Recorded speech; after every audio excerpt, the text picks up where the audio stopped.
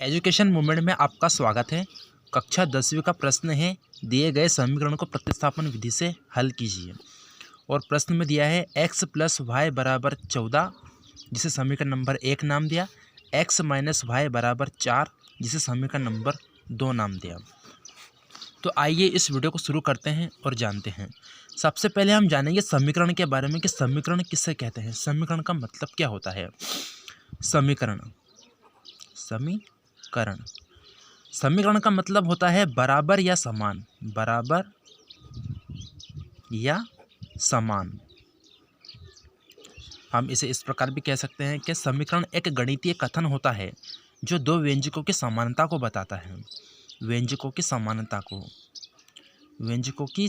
को बताता है। समानता। अब इसमें एक शब्द आया है व्यंजक। तो व्यंजक का मतलब क्या होता है? चर और अचर का रूप। चर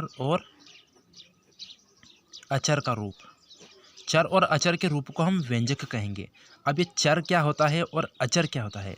तो अंग्रेजी वर्णमाला के जितने भी अक्षर होते हैं ए से लगाकर जेड तक, यह सब चर होते हैं। और गणित की जितनी भी अंक या संख्याएं होती है 0 से लगाकर अनंत तक, यह सब अचर होते हैं। अब इस समीकरण में हमें चर कहाँ देखने को मिल रहा है और अचर कहाँ देखने को मिल रहा है? तो देखिए, एक्स अंग्रेजी वर्णमाला का अक्षर है और वाई भी अंग्रेजी वर्णमाला का अक्षर है। तो चर, और यहाँ पर 14 दिया है, ये संख्या है। तो हम क्या कहेंगे? चर और अचर के रूप को हम क्या कहेंगे? व्यंजक। चर और अचर के रूप को हम व्यंजक कहेंगे और व्यंजक की समानता को बताने वाले गणितीय कथन को हम समीकरण कहेंगे। अब ये समानता को बता रहा है, यहाँ पे बराबर का चिन्ह लगा है दोनों में। यानी कि चर और अचर के आगे हमें बराबर का चिन्ह देखने को मिल जाए और उसके आगे किसी प्रकार का व्यंजक या संख्याएं देखने को मिल जाए तो हम कहेंगे कि यह एक प्रकार की समीकरण है। जैसा कि इसमें दिया गया है, यह व्यंजक का रूप है, यहाँ इसके आगे बराबर का चिन्ह लगा है और यहाँ पे कुछ संख्या लिखी है जो हमें यह बता रही है कि इसकी समानता बता रही है। तो ये तो थी समीकरण के बारे में एक सामान्य जानकारी। अब हम बात करेंगे प्रतिस्थापन विधि के बारे में कि प्रतिस्थापन का मतलब क्या होता है। प्रतिस्थापन विधि यानी कि स्थापना करना। हमें क्या करना है कि जो हमने समीकरण नंबर 1 और समीकरण नंबर 2 ली है, इनमें से किसी एक समीकरण को लेना है। समीकरण नंबर 1 को लेकर हमें समीकरण नंबर 3 बनाना है। इस समीकरण से या इस समीकरण से हमें समीकरण नंबर 3 को बनाना है और समीकरण नंबर 3 को इसमें समीकरण नंबर 1 या 2 में रखकर हमें दोनों चरों का मान निकालना है। x और y, इसमें दो चर दिए हुए हैं, पहला है x और दूसरा है y। इन दोनों चरों का मान हमें प्राप्त करना है। तो हम दोनों का मान कैसे निकालेंगे? तो आइए हम सवाल को हल करते हैं और जानते हैं। सबसे पहले यहाँ दिया है x + y = 14, x - y = 4, ऐसा दिया हुआ है। सबसे पहले हम इसे समीकरण नंबर 1 नाम देंगे। यह समीकरण नंबर 1 है और इसे हम समीकरण नंबर 2 नाम देंगे। समीकरण नंबर 2। किसी भी सवाल को करने से पहले हमें उसके सबसे पहले हमें हल लिखना बहुत ज़रूरी है। तो यहाँ पर हल जरूर लिखने हैं। हल, हमने हल लिखा, इस तरीके से लिखा। अब हम यहाँ पे लिखेंगे क्या? दोनों समीकरणों को लिख दिया। दोनों समीकरणों को लिखने के बाद में हम सबसे पहले यहाँ लिखेंगे समीकरण नंबर 1 से। समीकरण नंबर 1 से, ठीक है।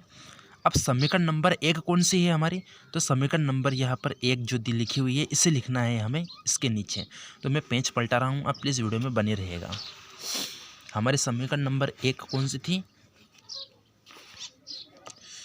समीकरण थी हमारी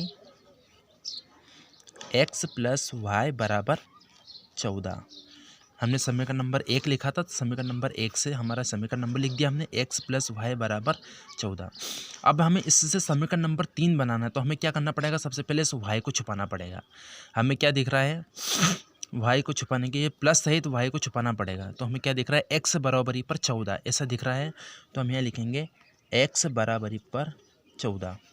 अब ये जो प्लस का y हमने जो छुपाया था, अब ये 14 के इधर जाकर माइनस का y हो जाएगा। यानी कि ये y है ना, ये 14 के इधर आकर यानी माइनस का y हो जाएगा। तो यहाँ पे माइनस का y लिख देंगे हम, ये माइनस का y। तो इसे हम नाम दे देंगे समीकरण नंबर 3। यह हमारे समीकरण नंबर 3 बन गई है। ठीक है, इतना आ गया समझ में। अब हमें क्या करना है कि इस समीकरण नंबर 3 को समीकरण नंबर 1 में भी रख सकते हैं या 2 में भी रख सकते हैं। तो हम क्या करेंगे, समीकरण नंबर 3 को समीकरण नंबर 2 में रखने पर हमारे समीकरण नंबर 2 कौन सी है, x माइनस वाई बराबरी पर 4। ये हमारे समीकरण नंबर 2 हमने लिख दी यहाँ पे। और ये सब करने से पहले हमें यह लिखना होगा कि समीकरण नंबर 3 को समीकरण नंबर 2 में रखने पर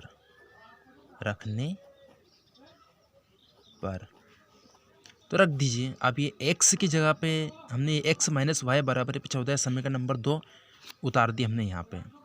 अब यहाँ पे जो x लिखा हो ना, अब इस x के बराबरी पे देखिए क्या लिखा है, 14 माइनस वाई।